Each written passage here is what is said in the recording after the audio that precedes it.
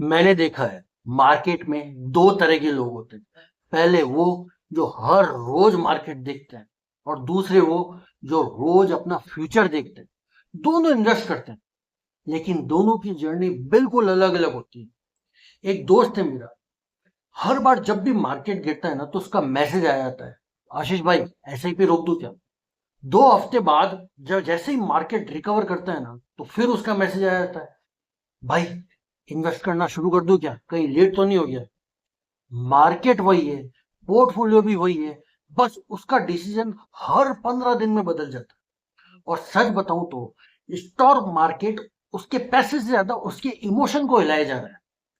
यही फर्क है इन्वेस्ट करने में और इन्वेस्टर बनने में। इन्वेस्ट करना एक एक्शन है और इन्वेस्टर बनना एक आइडेंटिटी है। और आइडेंटिटी हर बार नए डिसीजन लेने की जरूरत को ही खत्म कर देती है।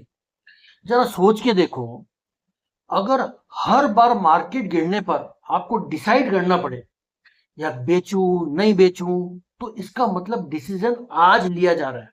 लेकिन एक जो लॉन्ग टर्म इन्वेस्टर होता है, ये डिसीजन मार्केट गिरने की दिन कभी लेता ही नहीं है। वो ये डिसीजन उस दिन लेता है जिस दिन वो इन्वेस्ट करना शुरू करता है। वो पहले ही डिसाइड कर लेता है कि यार ये पैसा जो है मैं 15 साल के लिए इन्वेस्ट करने वाला हूँ, बीच में चाहे जो मार्केट कर ले मैं अपने प्लान से नहीं भटकूंगा। इसी वजह से मार्केट उसके लिए रोज का एग्जाम होता ही नहीं, बस एक तरह की जर्नी होती। एक चीज हमेशा आपने नोटिस करी होगी, इस पूरे मॉड्यूल में हमने कहीं भी ये नहीं बोला कि आपको कौन सा स्टॉक खरीदना है। हमने ये कहीं नहीं बोला कि कौन सी कंपनी मल्टी बैगर बनेगी। हमने सिर्फ एक चीज बनाई है, आपका डिसीजन मेकिंग सिस्टम।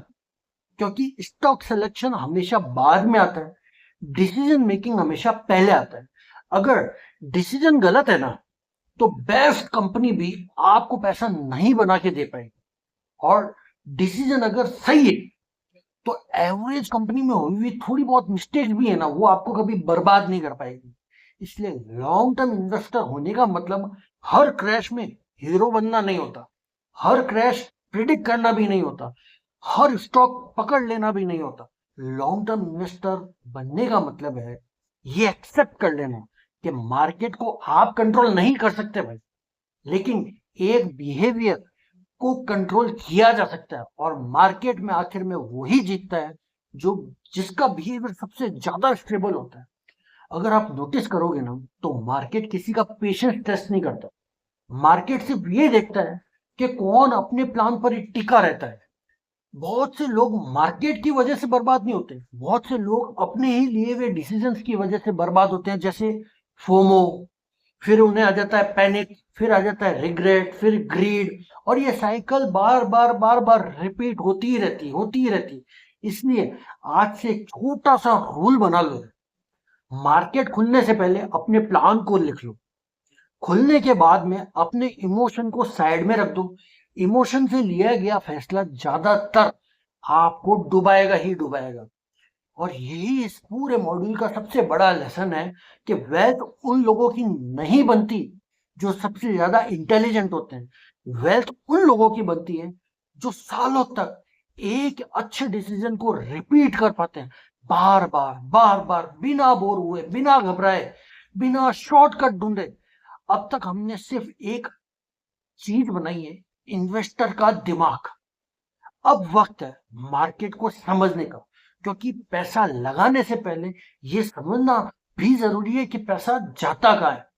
अगले मॉड्यूल में हम बिल्कुल शुरू से शुरुआत करेंगे, बिजनेस आखिर में होता क्या है, कंपनी पैसा क्यों मांगती है और स्टॉक मार्केट को बनाने की जरूरत ही क्यों पड़ी।